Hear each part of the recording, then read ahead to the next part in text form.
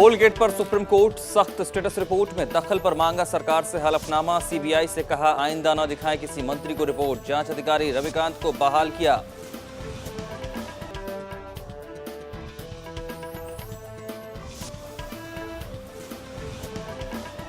BJP ने मांगा कानून मंत्री और प्रधानमंत्री का इस्तीफा। कहा मनमोहन को बचाने का था षड्यंत्र। सुषमा स्वराज ने ट्वीट किया एएसजी की तरह अटॉर्नी जनरल वाहनवती भी दें इस्तीफा।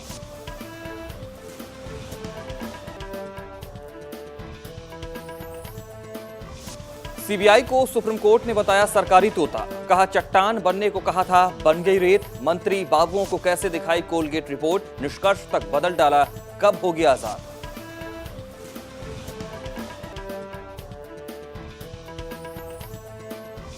अटॉर्नी जनरल वाहनवती भी घिरे। कोर्ट ने पूछा क्यों मिले सीबीआई निदेशक से। जवाब मिला न मांगी न देखी रिपोर्ट। कानून मंत्री के कहने पर मिला। कोर्ट ने उठाया मंत्री पर सवाल।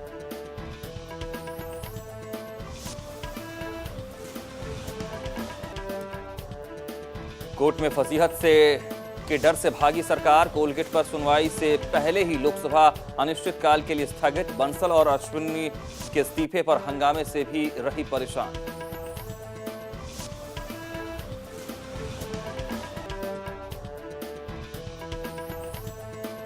सुप्रीम कोर्ट में सुनवाई से पहले यूपीए सरकार को कुछ घंटों की राहत। कर्नाटक में कांग्रेस को मिला बहुमत। जेडीएस नंबर 2 पर। बीजेपी केजेपी पिछड़ी। कांग्रेस में हर जगह जश्न का माहौल।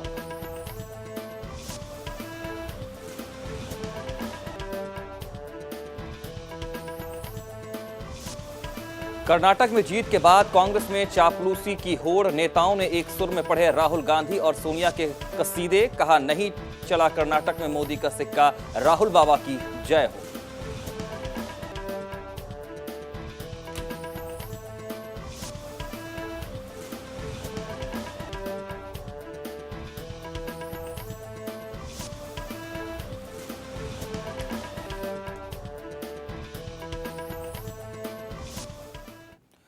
नमस्कार, स्वागत है आप सबका हमारे खास कार्यक्रम सरोकार में।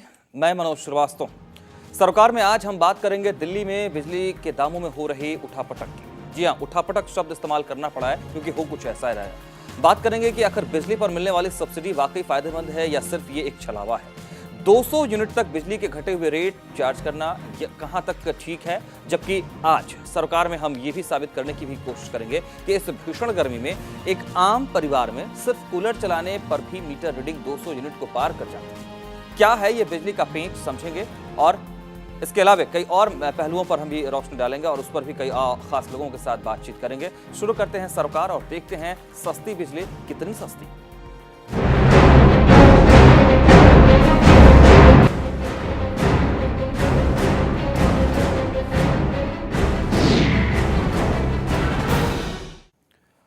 दिल्ली में चुनावी जंग से जूझने के लिए क्या क्या हथकंडे अपनाए जा रहे हैं, इसकी एक दिलचस्प बानगी सामने आई है। दिल्ली की जनता बिजली के लगातार बढ़ते दर को लेकर परेशान है, जबकि टीईआरसी का दावा है कि दिल्ली की जनता को पड़ोसियों के मुकाबले सस्ते में बिजली मुहैया कराई जाती है। अहम सवाल है ये कि डीईआरसी का यह दावा कितना सच्चा है और कितना झूठा। दिल्ली में बिजली सस्ती या महंगी, क्यों कंफ्यूज कर रहा है करंट?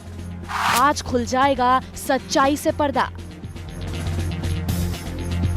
डीईआरसी कहती है दिल्ली में बिजली पड़ोसी राज्यों से सस्ती है। विपक्ष दावा करता है कि दिल्ली में बिजली की कीमतें लोगों को करंट मार रही हैं। लेकिन सच क्या है और क्यों पैदा हो रहा है करंट पर कंफ्यूजन, इसका सच आज सामने आ जाएगा। अब हम आपको बताते हैं कि दिल्ली और पड़ोसी राज्यों में बिजली की दरों का क्या पेंच है। ज्यादातर राज्यों में बिजली की दरों में 3 स्लैब हैं। हम आपको सिलसिलावार एक एक चीज समझाते हैं। सबसे पहले हम बात करते हैं 200 यूनिट तक की। दिल्ली में अगर हम 200 यूनिट बिजली का इस्तेमाल करते हैं तो हमें हर यूनिट 2 रुपए 70 पैसे देना होता है। जबकि इतना ही नहीं, यूपी में 3 रुपए 50 पैसे प्रति यूनिट और हरियाणा में 4 रुपए 10 पैसे प्रति यूनिट देने होते हैं। यहाँ तक तो दिल्ली में बिजली सस्ती नजर आती है। जो दरें प्रचलित हैं उनका एक हमने कंपैरेटिव चार्ट बनाया है। ये चार्ट आप देख सकते हैं। तो इसको अगर आप देखेंगे तो 200 यूनिट तक का अगर कंजम्पशन है, जिसको आप लो इनकम ग्रुप मान सकते हैं, उसमें दिल्ली के जो रेट हैं वो और जो मेट्रोपॉलिटन टाउन हैं जैसे हैदराबाद, बेंगलोर, बॉम्बे, कलकत्ता, उनके हिसाब से या आसपास आप देखें गुड़गांव या नोएडा, उनसे कम हैं। ये तो आधी हकीकत थी और पूरी सच्चाई इसके बाद से शुरू होती है। अब हम आपको 200 यूनिट के बाद का खेल दिखाते हैं। अगर हम आपको 200 यूनिट से 400 यूनिट तक की दरें बताते हैं तो 400 यूनिट तक दिल्ली में दरें प्रति यूनिट 4 रुपए 60 पैसे हो जाती है। जबकि इतना ही नहीं, यूनिट के लिए यूपी दरें प्रति यूनिट 3.60 पैसे ही रहती है। इससे साफ हो जाता है कि 200 यूनिट के बाद यूपी में बिजली सस्ती है। हालांकि हरियाणा में दरें दिल्ली के बराबर ही 4 रुपए 60 पैसे रहती है, लेकिन इस पर बीजेपी का कहना है कि हम दिल्ली में बिजली सस्ती चाहते हैं, दूसरे राज्यों से हमें क्या मतलब। देखिए, मुझे कभी भी दूसरे प्रदेशों से अपने आप को कंपैरिजन नहीं करना। हमें सिर्फ ये देखना है कि क्या दिल्ली के अंदर जो बिजली है इससे सस्ती दी जा सकती है या नहीं जा सकती थी। मैं सिर्फ एक बात कहना चाहता हूँ, 2002 के अंदर जब ये बिजली कंपनियाँ आई थी तो इन्होंने कहा था हम 24 घंटे बिजली देंगे और सस्ती बिजली देंगे जी। आज बिजली 2 साल के अंदर 59% उसके रेट बढ़ गए हैं। ये सच है कि दिल्ली में बिजली सस्ती है, लेकिन तब जब आप एक पंखे में गर्मियां काट सकें। लेकिन अगर आप एसी या कूलर इस्तेमाल कर रहे हैं तो दिल्ली में बिजली जेब काट रही है। कैसे, ये हम आपको बताते हैं। अगर आप 400 यूनिट से ज्यादा इस्तेमाल करते हैं तो दिल्ली में आपको प्रति यूनिट 5 रुपए 20 पैसे देने होते हैं, जबकि यूपी में 3 रुपए 70 पैसे और हरियाणा में 4 रुपए 90 पैसे प्रति यूनिट ही देने होते हैं। इससे साफ हो जाता है कि 400 यूनिट के बाद यूपी में बिजली 1.5 रुपए प्रति यूनिट और हरियाणा में बिजली 30 पैसे प्रति यूनिट सस्ती है।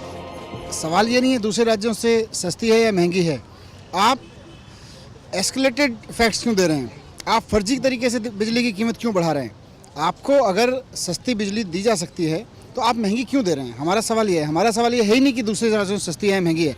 इन आंकड़ों के साथ ही करंट से कंफ्यूजन खत्म हो जाता है और साफ है, गर्मी और बरसात के मौसम में भारी उमस के बीच बिजली की खपत ज्यादातर घरों में बढ़ जाती है और आपकी जेब पर ज्यादा डाका पड़ता है।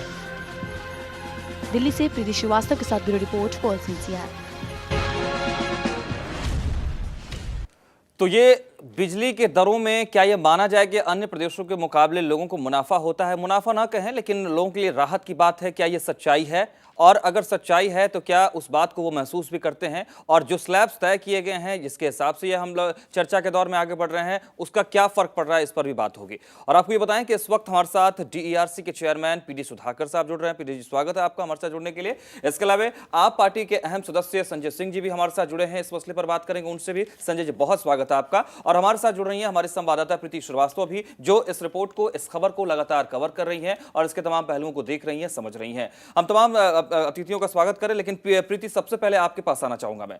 किस तरह की खबर है और इस खबर का आम लोगों पर क्या असर है, किस तरीके का रिएक्शन है? मनोज, जैसा कि आपने देखा कि DRC ने एक वो किया था जिसमें ये दिखाया गया था कि 200 यूनिट तक अगर दिल्ली वाले यूनिट बिजली यूज़ करते हैं तो दिल्ली में बाकी प्रदेशों से जो बिजली है वो सस्ती है, क्योंकि दिल्ली में 200 यूनिट तक जो बिजली का पर यूनिट जो प्राइस है वो 3 रुपये 70 पैसे है, जिसमें से 1 रुपये की सरकार सब्सिडी देती है, तो इसका प्राइस हो जाता है 2 रुपये 70 पैसे। और वहीं अगर हम NCR की बात करें, नोएडा और हरियाणा की बात करें, तो नोएडा और हरियाणा से बिजली दिल्ली में सस्ती हो जाती है। लेकिन अगर हम 200 यूनिट से ऊपर चले जाते हैं, 400 200 से अगर 200 यूनिट के ऊपर, तो फिर दिल्ली में फिर से एक बार जो बिजली है वो महंगी हो जाती है। यहाँ पे एक चीज़ ये भी है कि अगर 200 यूनिट से हमने 250 या 210 यूनिट तय की, तो 200 यूनिट तक जो ये DRC जो रेट लगाता है वो सिर्फ 2 रुपये 70 पैसे के हिसाब से लगाता है। उसके बाद जो यूनिट का जो रेट तय किया जाता है वो क्या कहते हैं, 400 यूनिट का जो इनका रेट है 4 रुपये 60 पैसे, उसके हिसाब से लगाया जाता है। लेकिन मनोज, यहाँ पे सबसे इम्पॉर्टेंट बात जो ये है कि गर्मी के इस दौर में 200 यूनिट कब ख़त्म हो जाती है कुछ पता नहीं चलता, क्योंकि 200 यूनिट आम आदमी के लिए बहुत ही एक जो लिमिट है वो बहुत ही एक नॉर्मल सी लिमिट है। प्रीति, बिल्कुल एक अहम बात ये जरूर सामने है। PD सुधाकर का रुख करते हैं। सुधाकर जी, आपके इस नए स्लैब का कहिए, या आप जो ये दावा कर रहे हैं कि हम अन्य प्रदेशों के आसपास के जो प्रदेश हैं उसके मुकाबले सस्ते दर पर बिजली दे रहे हैं, इसका आधार क्या है, मकसद क्या है? देखिए, ये तो एक वास्तविक जो आंकड़े हैं वो हमने एकत्रित किए हैं, क्योंकि अक्सर ये कहा जाता है कि दिल्ली में बिजली बहुत महंगी है। अभी हाल में कुछ दरें पिछले वर्ष बढ़ाई गई थी उनको देखते हुए, लेकिन उसकी पृष्ठभूमि को भी देखना ज़रूरी है कि पिछले कई सालों से 5-6 साल से दरें नहीं बढ़ाई गई थी, जबकि बिजली के जो उत्पादन की दरें हैं वो बढ़ती जा रही थी। इसलिए पावर की जो कॉस्ट है, परचेज कॉस्ट, वो बढ़ती जा रही थी और इसी कारण से अन्य प्रदेशों में भी बिजली की दरें बढ़ती रही हैं। और इसलिए चूँकि ये कहा जाता है तो इसलिए वास्तविक स्थिति सामने आनी चाहिए, इसलिए हमने अन्य प्रदेशों की स्थिति भी प्राप्त की। उसके हिसाब से जो, जैसा कि आपकी रिपोर्टर ने भी बताया कि 200 यूनिट तक जो हमारे यहाँ दरें हैं 2 रुपये 70 पैसे प्रति यूनिट, वो सबसे कम है वहाँ, और किसी भी राज्य में इतनी इससे कम दर नहीं है, इससे ज़्यादा है। लेकिन सवाल ये भी तो है संजय जी कि 2 रुपये 70 पैसे 0 to 200 यूनिट, मतलब 200 यूनिट तक के लोग जो हैं वो 2 रुपये 70 पैसे के हिसाब से देंगे। ठीक है, हम मान लेते हैं कि अन्य प्रदेशों के आसपास के मुकाबले ये कम है, लेकिन 200 यूनिट तक बिजली कितने लोग कंज्यूम कर पाते होंगे क्या? और इस परिस्थिति में जब गर्मी 40 डिग्री 42 डिग्री का पारा टेम्परेचर बढ़ रहा है, क्या ये संभव है कि 200 यूनिट ही कंज्यूम करेंगे लोग? देखिए, सबसे महत्वपूर्ण बात यही है जो आप कह रहे हैं। कान को चाहे आप सीधा पकड़ें या घुमा के पकड़ें, कान को पकड़ने का काम किया गया है, यानी जनता की जेब काटने की कोशिश की गई है। अब सवाल यह है कि दूसरे प्रदेशों में बिजली महंगी मिलती है, सस्ती मिलती है, विषय ये नहीं है। विषय यह है कि दिल्ली में बिजली महंगी क्यों मिल रही है, इसके पीछे कारण क्या है।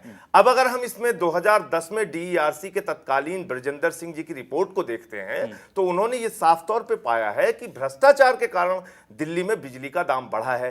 क्योंकि दिल्ली के अंदर बिजली की जो चोरी थी, जब से प्राइवेटाइजेशन हुआ है, जब से निजीकरण हुआ है बिजली कंपनियों का, तब से धीरे धीरे बिजली की चोरी कम हुई है। पहले 55% लॉस था, आज की तारीख में 15%, 19% इस तरीके के लॉस है। तो 40% बिजली की चोरी कम हुई है। अगर बिजली की चोरी 40% कम हुई है तो इसका लाभ किसको मिलना चाहिए? उपभोक्ता को मिलना चाहिए, जनता को मिलना चाहिए, लेकिन वो लाभ जनता को नहीं मिल रहा है। लगातार बिजली के दाम पिछले कई सालों में 2-3 सालों के अंदर बढ़ाए गए हैं और इसको बढ़ाने के पीछे बिजली कंपनियों का भ्रष्टाचार है। हमारा तो ये मुद्दा है। हम इस बात को, हो सकता है दूसरे राज्यों में यहां से ज्यादा भ्रष्टाचार हो रहा हो, मैं इससे इनकार नहीं कर सकता, लेकिन दिल्ली के अंदर जो बिजली के दाम बढ़े हैं उसके पीछे एक भ्रष्टाचार बहुत बड़ा कारण है, जिसको DERC ने खुद पकड़ रखा था। एक महत्वपूर्ण बात सुधाकर जी यहां बैठे हैं, इनके सामने मैं जरूर रखना चाहूंगा, ये जितनी प्राइवेट कंपनियां हैं, बिजली कंपनियां हैं, ये अपने ऑफिसेस में, अपने और संस्थानों में जितनी भी बिजली की खपत करते हैं, जितने भी AC जलाते हैं, जितनी भी लाइट्स का इस्तेमाल करते हैं,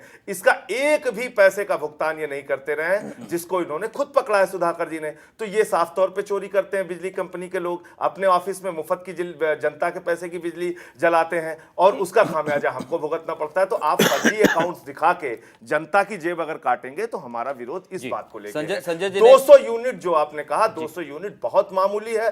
कोई भी एक आम उपभोक्ता भी 200 यूनिट की सीमा को पार कर जाता है अगर वो बिजली का इस्तेमाल करता है। जी, और क्योंकि 200 से आगे जब बढ़ते हैं तो 4 रुपए, वो आंकड़ा जो है 4 रुपए 60 पैसा हो जाता है, उसके आगे और भी ज्यादा बढ़ जाता है। सुधाकर जी, क्या इस बात, क्या ये आप लोगों ने ख्याल में रखा है कि आप ये दावा जो कर रहे हैं उसकी हकीकत सामने आ सकती है इस रूप में भी कि गर्मी का मौसम है और 200 से ऊपर यूनिट उठना ही उठना है, और वहां जब आपके स्लैब पर हम जाते हैं तुलना करने तो अन्य प्रदेशों के मुकाबले वो ज्यादा हो जाता है, तो फिर ये दावा गलती से कर दी गई, क्या ही कहा जाए? देखिए, 200 यूनिट का जो रखा गया है आंकड़ा, वो एक ये समझा गया है कि जो लो इनकम ग्रुप के लोग हैं, जो बिलो पॉवर्टी लाइन या उस तरह के लोग हैं, जिनका कि मिनिमम कंजम्पशन होगा, उन्हीं के लिए ये 200 यूनिट का स्लैब रखा गया है और उसी में ये 1 रुपये की सब्सिडी सरकार ने दी है। वैसे भी अगर आप देखेंगे तो दिल्ली जो है एक ये विकसित प्रदेश है और जगहों की तुलना में। यहाँ की अगर आप पर कैपिटा इनकम देखेंगे तो वो 2 लाख से भी ऊपर इनकम है। तो ये प्रगति के जितने भी आंकड़े उनमें देखेंगे तो यहाँ की इनकम ग्रुप भी हाई है और यहाँ का कंजम्पशन भी हाई है, यहाँ का पर कैपिटा कंजम्पशन भी बहुत ज़्यादा है और जगहों से। तो उन सब को देखते हुए बाकी जो आप कह रहे हैं कि और प्रदेशों से तुलना का कोई रेलेवेंस है कि नहीं, ये देखना पड़ेगा कि जैसे NTPC से हम बिजली खरीदते हैं, NTPC जो भी बिजली उत्पादन कर रही है वो सारे प्रदेशों को दे रही है। ठीक है। तो वहाँ की उनकी अगर उत्पादन की कॉस्ट बढ़ रही है तो दिल्ली के लिए भी बढ़ रही है और जगह भी बढ़ रही है। तो इसलिए इसकी तुलना किया जाना आवश्यक है। नहीं नहीं जी संजय जी कुछ कह रहे हैं आप। एक सुधाकर जी जानते होंगे कि जैसे उत्तर प्रदेश है, उत्तर प्रदेश में बिजली का लॉस 46%, डिस्ट्रीब्यूशन लॉस जो है वो 46% है। वहां पे तो लॉस ज्यादा है, आपके यहाँ तो लॉस भी कंट्रोल आपने किया है। ये प्राइवेटाइजेशन होने के बाद 15% हो गया, तो अब इसका फायदा तो उपभोक्ता को मिलना चाहिए। इसका मतलब कि ये बिजली कंपनियों की जो चोरी है इसको कहीं ना कहीं रोक पाने में, सुधाकर जी अगर चोरी का आरोप लग रहा है, प्रॉफिट हो रहा है, तो फिर आप क्यों नहीं इसको शेयर करते हैं सुधाकर जी? देखिए जो आरोप जो है संजय जी लगा रहे हैं इसका जवाब आना चाहिए। जो इसमें कितना इनकम हो रही है, कितना एक्सपेंडिचर हो रहा है, क्या बिजली की प्रोडक्शन की कॉस्ट आ रही है, क्योंकि टैरिफ का जो 80% भाग है वो पावर परचेज कॉस्ट होता है और पावर परचेज कॉस्ट पिछले 4-5 साल में 300% बढ़ी है, जबकि टैरिफ में सिर्फ 60% की वृद्धि हुई है। जो ये कहा जा रहा है कि जो चोरी ज़्यादा होती थी और उसको कम किया गया, उसका लाभ मिलना चाहिए, उसका लाभ लोगों को मिला है। क्योंकि 2002 में जब प्राइवेटाइजेशन किया गया था तब 57% लॉस था, जिसको कि घटा करके अब वो 15 से 20% के करीब है, तो इतना हुआ है। और उसी की वजह से 2002 से लेकर 2007 तक कोई दरों में वृद्धि नहीं की गई, लेकिन बिजली की कॉस्ट में जो भी वृद्धि हुई वो लॉस को रिड्यूस करके उससे ही मीट की गई। जी संजय जी आपके पास आऊंगा मैं आऊंगा। और सवाल ये भी है कि आखिरकार ये जो स्लैब्स दिख रहे हैं 200 यूनिट और 200 यूनिट के आगे 400 यूनिट और 400 से आगे जब हम बढ़ते हैं तो वहां पर जो फायदा दिखता है वो उन अपर क्लास के लोगों को मिलता है जो 5-5 भी एसी चलाते हैं, ज्यादा से ज्यादा कूलर का इस्तेमाल करते हैं, और वहां उन लोगों को फायदा मिलता है। लेकिन क्या इस स्लैब के जरिए इस बात का वाकई ख्याल रखा गया है कि जो गरीब तबके के लोग हैं, जो ज्यादा से ज्यादा मुश्किल में होते हैं, जिनके लिए बिजली के बिल मुश्किलें खड़ी कर देता है, जिंदगी पर बनाती है, उनको राहत देने की बात हुई है क्या? छोटा सा ब्रेक, यहां पर जल्दी से लौटते हैं।